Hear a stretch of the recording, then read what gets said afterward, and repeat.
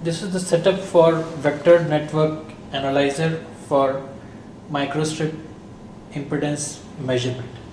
What we have on the instrument, this is our 200 megahertz to 4 gigahertz network analyzer. It has got a built-in signal generator and a built-in power meter. The signal generator is PL synthesized, which can be run in step sizes from 1 kilohertz upwards, and the power meter has got a resolution which is 0.001 dB. So together this makes the network analyzer along with the coaxial slotted line. So on the display we have set the start frequency as 2099.999 and the stop as 3000.001. The step size is 1 kilohertz and the frequency dwell time is 10 millisecond. The RF power is activated and we just say the start sweep. The moment we say the start sweep, the instrument starts to measure the received power level, and it also displays the power on the graph here as right now it is minus 13.2 dBm. Also it simultaneously displays the signal generator frequency as 3000 megahertz. Since this is the measurement at a fixed frequency of 3000 megahertz, and we have enabled the network analysis mode on here, and we have also applied a 20 dB attenuator at the output of the signal generator so as not to overload the power meter, since the power meter is a very sensitive instrument with a sensitivity of around minus 70 dBm. So the 20 dB external attenuation has been applied here. Now to begin the measurement, we need to find out the guide wavelength inside the slotted line. Now this is a coaxial slotted line, very similar to the waveguide slotted lines being used in the X-band microwave setup. It's only that this time around it has been converted to the coax mode. So to begin with, we have applied a short termination at the load end. As you can see, this is the short termination. We need to make sure that the threads are properly screwed on, and in this case the end of the connector, as you can see precisely here, this is the plane of measurement. The phase will be shorted at this plane and a standing wave will be created inside the slotted line. We have applied the signal and we are trying to measure the standing waves inside the slotted lines.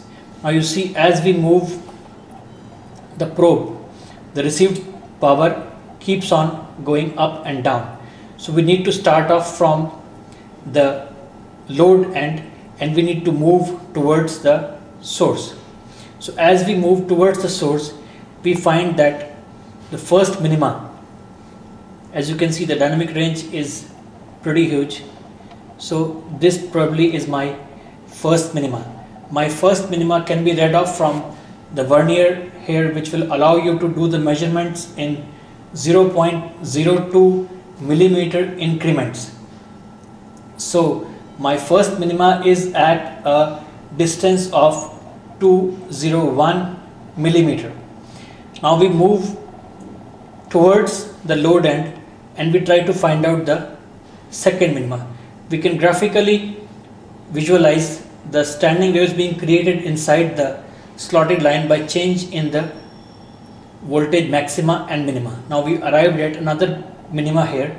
So this minima is at a distance of 171 millimeter. Now we know that the distance between these two minima is equals to half of the guide wavelength. So the difference between 201 millimeter and 171 millimeter is equals to 30 millimeter at 3 gigahertz, which can be converted to the guide wavelength as 60 millimeters at 3 gigahertz. Now we can cross check this measurement in our simulation utility. As you can see, we have tried to create a simulation model of the coaxial slotted line. We have input the thicknesses and we have input the width of the microstrip line, and you can see that the wavelength here is 60.5 millimeter, which shows that our measurements in practice are in close correlation to the ones in theory. We have used a very low loss substrate so as to create a lossless slotted line. Now, once we have acquired the guide wavelength, then we can go on and replace the short with the unknown load.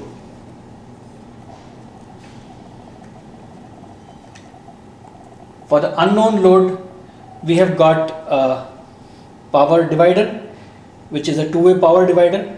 The unused ports have been terminated into a 50 ohms termination. This is a standard practice. Any port which is not being used has to be terminated into a 50 ohms termination. Now we will just connect the slotted line to the unknown load using the SMA adapters provided. Now the SMA adapter has been provided, and now I will move my slotted line carriage to the position of the first minima which I measured using the short. So that gives my reference plane, and it correlates to my reference plane of measurement of the unknown load as well.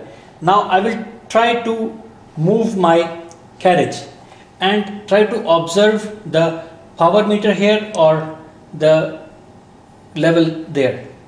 Now you can see that my minima is, in this case, it just happens to be precisely at the same point where my minimum for the short was. So my shift in minima for this particular case turns out to be D equals to 0. It can be any load. What we can do is maybe apply the termination, and you can see now my minima would shift. Since I have created small imbalance here, now my minima has shifted to a different location. Now this different location can be found out by monitoring the display here, and this minima can be read out from the vernier. Now we need to find out the difference of this current location from the position in the short. Now for our case my D is 0, so I will go to the Smith chart measurement utility for plotting the Smith chart. I have acquired the knowledge. Now I also want to find out the Vmax and Vmin also. So for that, what I will do is I will create the same scenario back again and try to measure Vmax and Vmin.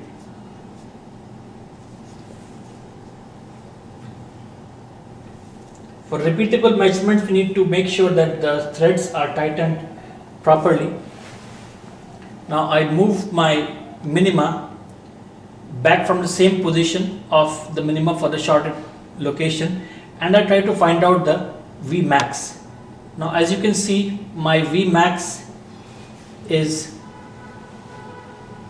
roughly 16.158 and my V minimum is 18.742. So the difference of the two is Vmax upon Vmin. Since Vmax upon Vmin is a linear function, while right now we are taking the measurements in dBm, so I am going to subtract the power level here, and my 16.158 minus 18.742 will give me a VSWR of 2.58 dB in a logarithmic scale. Now I am going to convert this 2.58 dB of VSWR into a linear VSWR. There is a chart which has been provided at the back of the manual. Now this is a chart. As you can see, we have a chart which lists different values. You can see this is a chart which says the VSWR and the VSWR in dB. So I'm going to use the chart, and my VSWR in dB was 2.58. So that corresponds to a VSWR of 1.34 in numerals. I'm going to use this numeral VSWR for plotting my Smith chart. I will move to the Smith chart utility which has been provided with the system.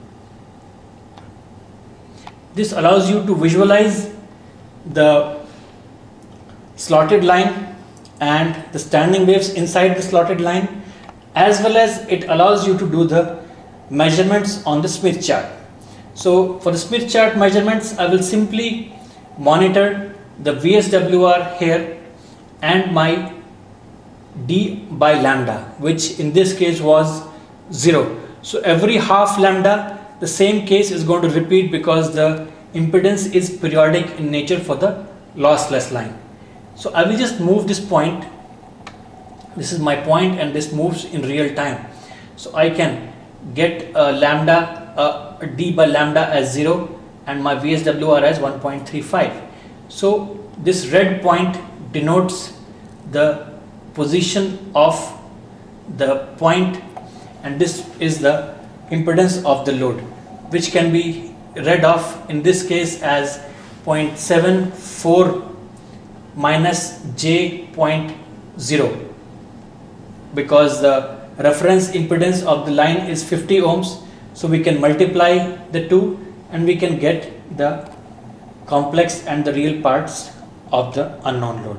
Different load scenarios can be created and can be visualized on the software which has been provided.